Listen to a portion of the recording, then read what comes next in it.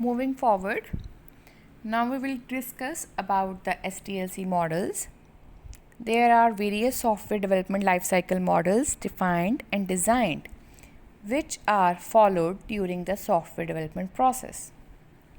These models are also referred as software development process models. Each model follows a series of steps unique to its type to ensure success in the process of the software development. So we have certain models like waterfall model, iterative model, spiral model, V model, Big Bang model, agile model, RAD, rapid application development, and prototyping model. So we will be discussing all of these one by one. So the model today we are going to discuss is the first one, which is waterfall model. The waterfall model was the first process model to be introduced. It is also referred to as a linear sequential life cycle model. It is very simple to understand and use. In a waterfall model, each phase must be completed before the next phase can begin, and there is no overlapping in the phase. You cannot start two phases simultaneously.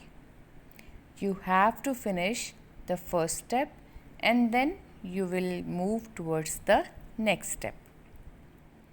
The waterfall model is the earliest SDLC approach that was used in the software development.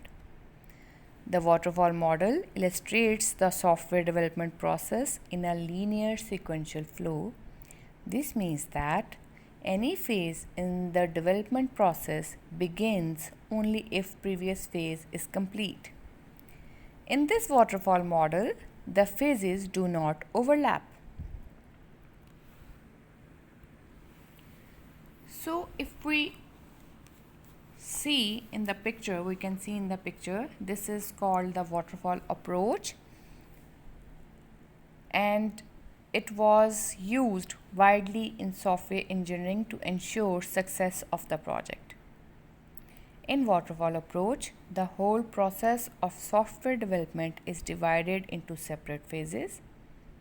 In the waterfall model, typically the outcome of one phase act as the input of the next phase. So if we can see in the picture, the first step is requirement analysis. The outcome of the requirement analysis would be used as input of the next phase, which is system design.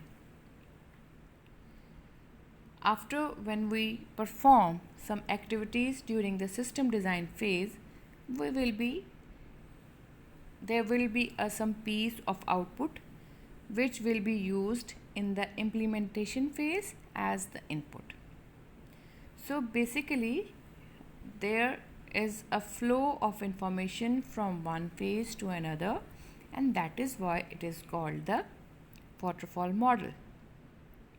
As we can see, all these phases are connected with a line in the bottom two.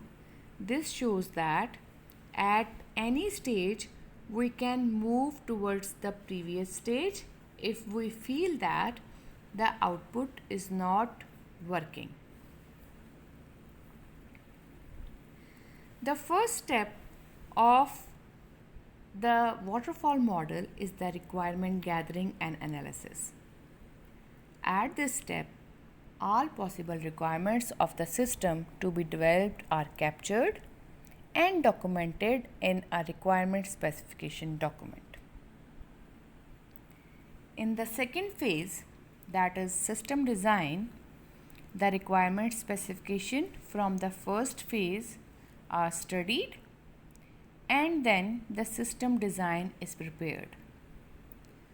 This system design helps in specifying hardware and system requirements and helps in defining the overall system architecture.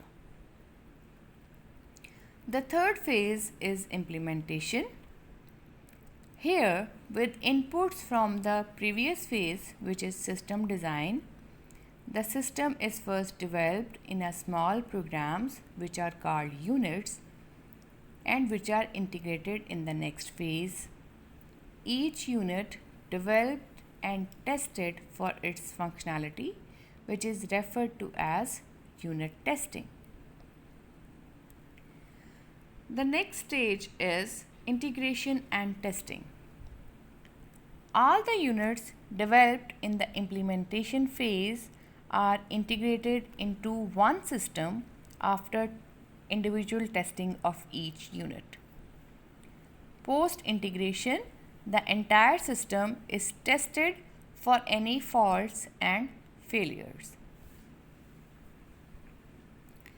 Then there is last stage, which is deployment of system and maintenance.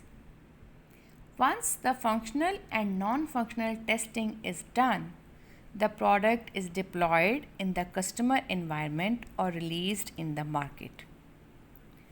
After releasing, if there are some issues which come up in the client environment, we have to fix those issues. Then some patches are released. Also, to enhance the product, some better versions are released. Maintenance is done to deliver these changes in the customer environment.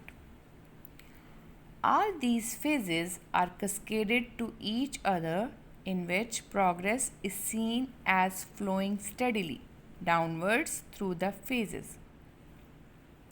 The next phase is started only after the defined set of goals are achieved for the previous phase and it is signed off. So, the name waterfall model, in this model, phases do not overlap.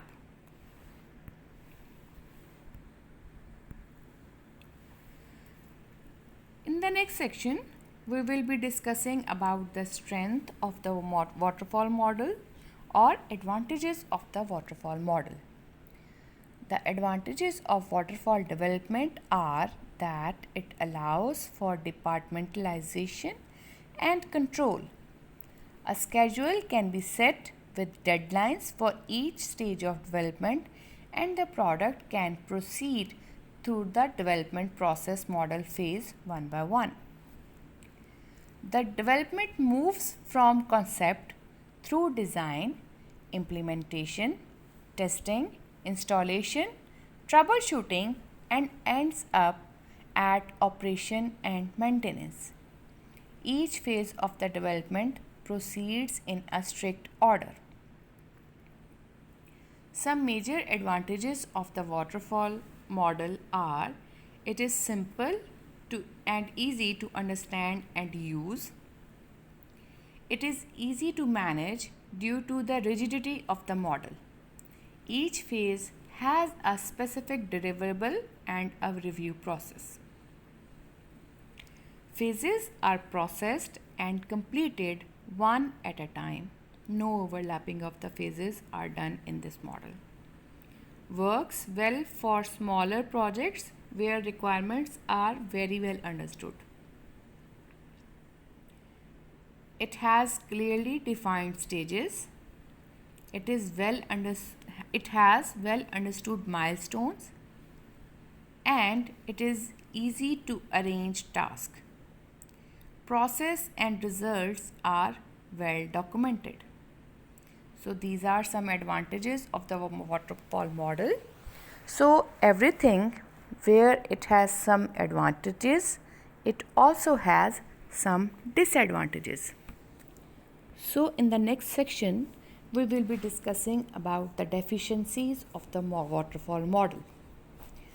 The disadvantage of waterfall development is that it does not only allow much reflection or revision. Once an application is in the testing stage, it is very difficult to go back and change something that was not well documented or thought upon in concept stage. The major disadvantages of waterfall model are: No working software is produced until late during the life cycle. Initially, we will be having only documents, and the product is built at the later stages, which are the last stages of the model. There is a high amount of risk and uncertainty. It is not a good model for complex and object-oriented projects. It is useful for simple and smaller projects, and it do not work as efficient as it works in simple projects. It does not work effectively in the complex environment. It is a poor model for long and ongoing projects.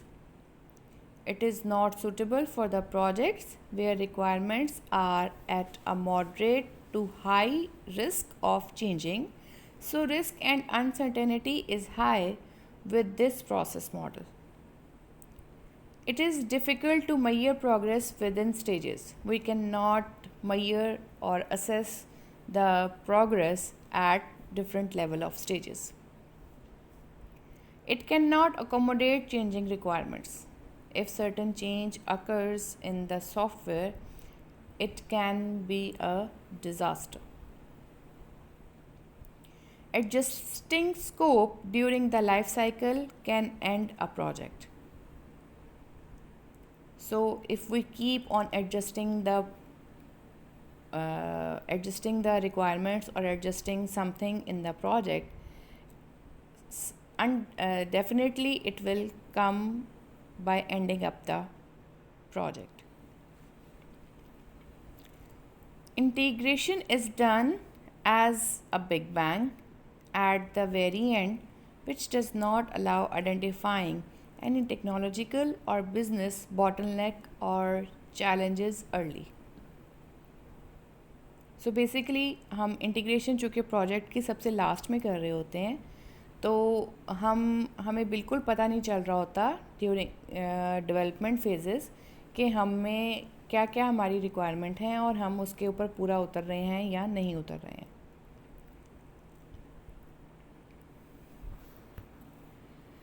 So next we will be seeing where the waterfall model apply.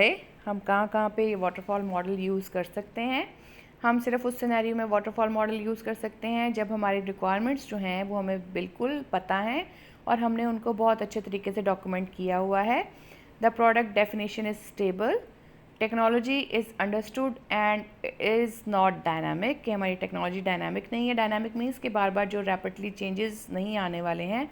हमें clearly पता है कि हमारा गोल क्या है और हमें जो है हमने उसको क्लियरली प्लान किया हुआ है, डिफ़ाइन किया हुआ है डिफरेंट स्टेजेस को, और हम वहाँ तक पहुँच सकते हैं. There is no ambiguous requirements. If there are ambiguous requirements, definitely we will not finishing the project at the time. Ample resources with required expertise are available to support the product. So we should have a certain amount of resources to follow this model, and this is only applicable when the project is short. It is not applicable for the projects which go in a long run. So this was all for today's lecture. In the next lectures, we will be discussing more models. See you then. Allah Hafiz.